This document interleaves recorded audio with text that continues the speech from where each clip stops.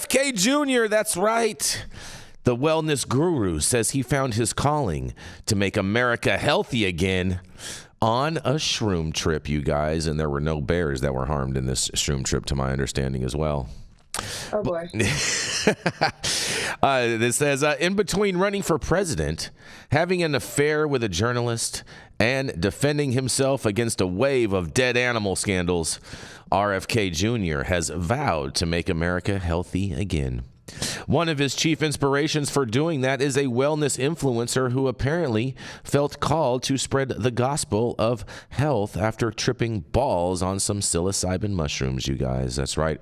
The Wall Street Journal writes that Callie Means and his sister, Dr. Casey Means, a surgeon, are the wellness gurus from whom Kennedy had sourced much of his new age health philosophy. The newspaper calls the siblings top advisors to Kennedy and notes that their book, Good Energy, has been circulated amongst Trump's inner circle.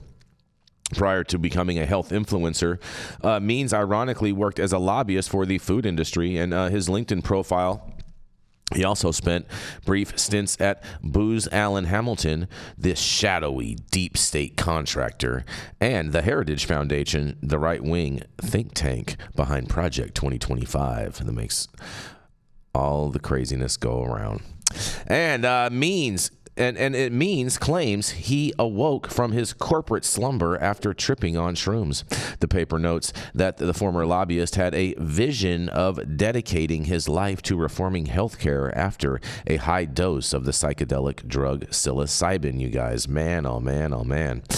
Michelle Obama was right, to some degree. Means admitted during a recent interview with the Journal. By that, Means appears to be saying that Obama's program to make school lunches healthier was in fact a good idea. This is an agenda, you recall, that was broadly desired by conservatives. Indeed, during his first term, Trump rolled back guidelines that Michelle Obama had put in place to heighten nutrition standards for national school lunches, because in Trump's eyes, healthy children are too much of a bureaucratic cross to bear, it says.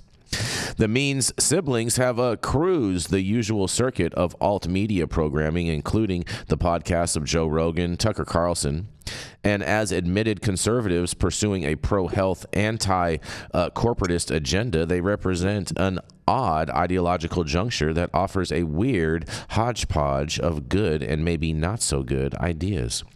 Similarly, Kennedy has often brought derision upon himself by being the mouthpiece for numerous health-related conspiracy theories, most notably his indulgence of the anti-vax crowd. And though not all of his ideas are entirely stupid, Americans should eat healthier, it's true, championed by some progressive activists for years, you guys. That said, the real problem for Kennedy is that it seems highly unlikely Trump will ever let him do anything that legitimately threatens the interest of pharmaceutical companies or the private healthcare industry.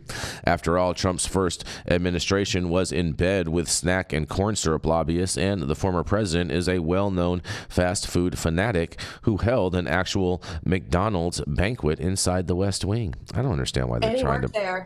Yeah, he did work there. That's right. You are right, Jenny. He did work there longer than Kamala did. And during a recent podcast appearance involving Means, Kennedy even admitted that he found Trump's fat-filled dietary habits, which he was exposed to during the campaign, to be really like bad, in quotes. Time will tell whether Kennedy is given an appointment in Trump's administration at all. So far, Trump has largely betrayed those voters who assumed he would drain the swamp. Instead, he's picked a cabinet full of Washington, D. insiders, many of whom seem to signal a presidency that will have little to do with Trump's campaign promises. Maybe, if nothing else, Kennedy can be Trump's personal trainer.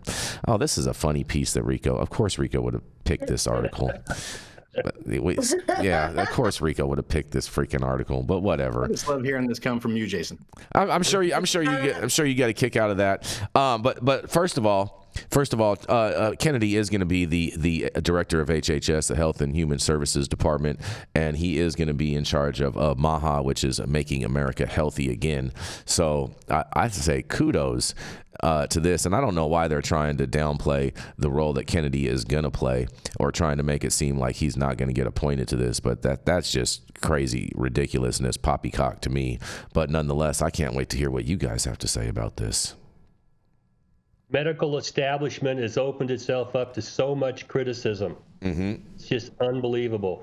I was pursuing a career in medicine back in the 1970s, and I was in the Navy as a corpsman when Nixon signed the Health Maintenance Act for his buddy Henry Kaiser. And medicine shifted from independent physicians thinking for themselves to corporate controlled purveyors of pharmaceuticals. Yep. And it's been hard to watch.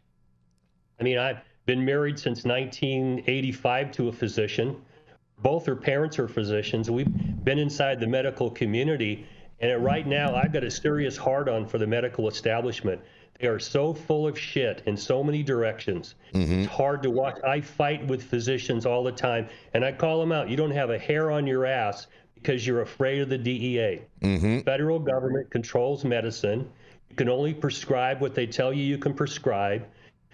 To give people a healthy nutraceutical approach to health, you know, it's counteracted by take this pill, it'll solve your problems. Yeah. That's where we are right now.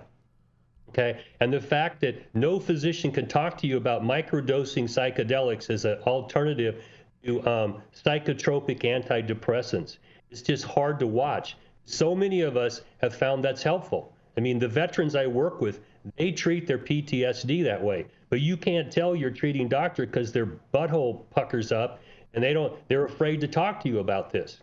You can't get pain medicine anymore out of a physician because the DEA said, oh no, you know, we don't want you doing this, so the doctors won't do it.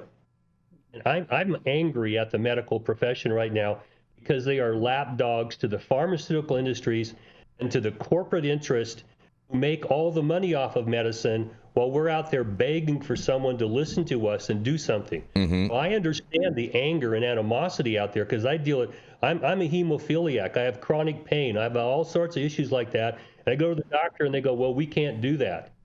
Like, what the fuck you mean you can't do that? You can't treat me the way you've treated me for the last 30 or 40 years. So you're afraid of the government. And so, and you know, Molly, they attacked Molly by taking away her DEA registration. Yeah. You can't prescribe controlled substances without that. Exactly. Okay? And she told them to go fuck yourself because I don't need it to recommend marijuana, and that just redoubled their efforts to take us out. Okay? So I've had these battles with, you know, I recognize there are so many problems going back to when Rockefeller took control of medicine and pushed pharmaceuticals at the end of the 19th century. Read it. There's a report called the Flexner Report, where he outlined where medicine was before, during, and after. Molly's grandfather was part of this. Okay. Wow. And so within the family, we understand. He was one of the founders of the internal medicine group back in the early part of the 20th century. Okay. And so he was not afraid, you know, to tell whoever was telling him to go fuck yourself. I'm an independent physician. I'll do what I want to do. You can't do that today. So to a certain extent, the apple cart needs to be overturned. And after the COVID disaster, where we agreed to allow the medical community to come in and tell government what to do, shut it all down, you know, they wouldn't listen to, you know, that's impractical. You can't do it. Target things. Nope, we're going to shut it all down. And we all went, you guys fuck this up royally. Yep.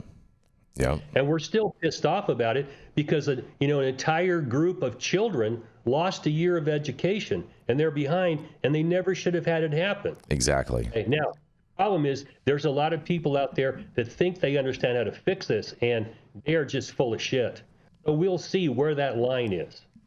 People have accused Kennedy of being, you know, kind of full of shit. The bureaucracies are going to have, you know, the mandate from the public was go in and overturn the apple cart of these bureaucracies. They're too powerful. There's too many special interests involved. So now let's see if they can do that. Yeah, well, they're planning on doing it. I can't wait to watch all this all unfold. We're gonna have a first row seat, you guys, to all of this action, and I think Kennedy is gonna do fantastic at this spot, and I can't wait to see what he does with revamping the FDA and all kinds of stuff. I'm so excited to see what Kennedy does. And you know, conspiracy theorists have been right 9 times out of 10. So all the people that want to say that Kennedy is a conspiracy theorist on this, you know what? 9 out of 10 times he's probably right about all of these things. So that's. Any thoughts on this, Stone? You know, we'll wait and see. He's got a lot of good ideas. He's got a lot of wacky ideas. He's a interesting dude, but I mean, like Dale said, the big pharma has way too much control of our medical system in this country, and it's ridiculous. They have way too much control on what the doctors are going to help us with or not. I mean, look at the way they've treated cannabis all these years. Rico wants you to read your text. I'm assuming it may have something to do with the story. Rico sent me a text. Oh shit! Rico should have joined in on the show to get his comments heard live on air, or he could super chat it. Okay, so Rico says in the text, he says, please let the audience know I was taking RFK Jr.'s side on this story.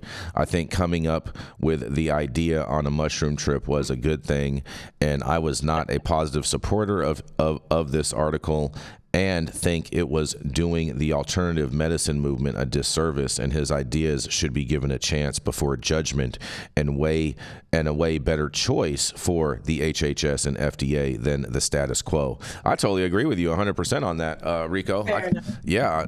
I'm with you on that. I wish I would have heard what your whole spin on that would have been, because I'll tell you what, you definitely picked a wacky article today, Rico, and hope you and the family all feel better. And we did get a super chat in from the C Word who says, I want a president with ass, yo. Shout out to the C Word, man. Oh, wow. Yeah. First of all, I'm not mad at that. Somebody asking you what you do, and you're like, I lobby for big corn syrup. Like, what?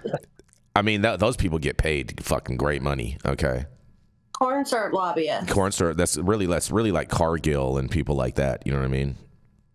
Yeah, but the corn syrup in our food supply has been the source of so much ill health. It is so right, Dale. So right. Our liver converts fructose into fat. When you do high fructose, what happens?